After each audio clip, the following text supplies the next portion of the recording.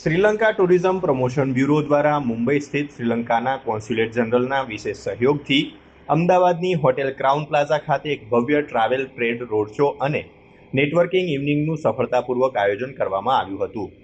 આ ગરિમાપૂર્ણ કાર્યક્રમનો મુખ્ય હેતુ શ્રીલંકા અને ગુજરાતના પ્રવાસન ઉદ્યોગ સાથે સંકળાયેલા અગ્રણી હિતધારકોને એક મંચ પર લાવી પરસ્પર સહયોગને વધુ મજબૂત બનાવવાનો છે.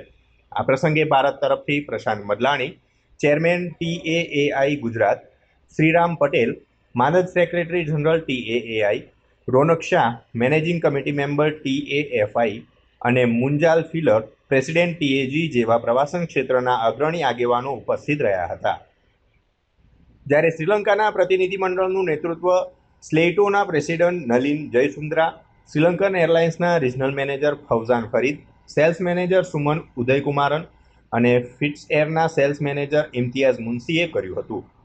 આ કાર્યક્રમમાં ભારતીય ટ્રાવેલ ટ્રેડ અને મીડિયાના સભ્યો સહિત 46 જેટલી જાણીતી પ્રવાસન કંપનીઓનું પ્રતિનિધિત્વ કરતા શ્રીલંકાના પાર્ટનર્સે ભાગ લીધો હતો. આ વિશાળ ઉપસ્થિતિ દર્શાવે છે કે શ્રીલંકા ટુરિઝમ ગુજરાતના પ્રવાસીઓ માટે શ્રીલંકાને સૌથી મનપસંદ આંતરરાષ્ટ્રીય ડેસ્ટિનેશન બનાવવા માટે સંપૂર્ણ પ્રતિબદ્ધ છે. આજે ગુજરાત માટે ખૂબ જ મહત્ત્વનો દિવસ છે.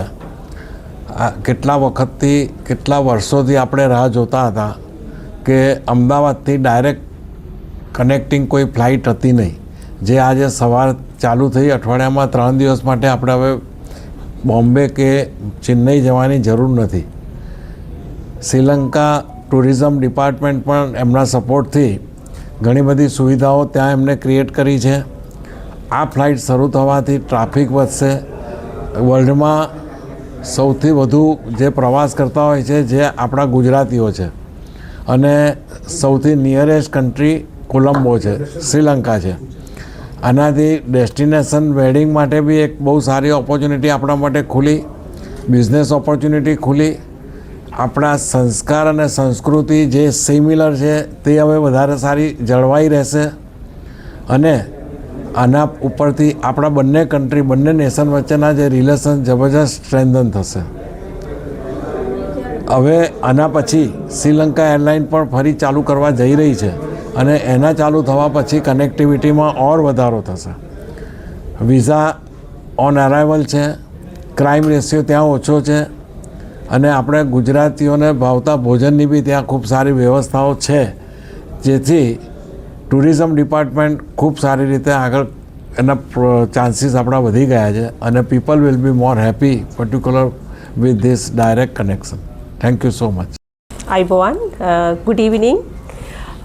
Thank you for being with us. I'm Shirani Herat from Sri Lanka Tourism Promotion Bureau. I'm the officer in charge of the South Asian region.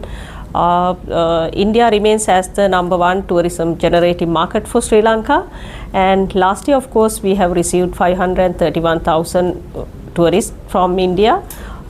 That of course 23% of the total arrivals of us, and till yesterday 18th of June we have received 277,000 tourists from India. That is 1/4 of the total tourist arrivals.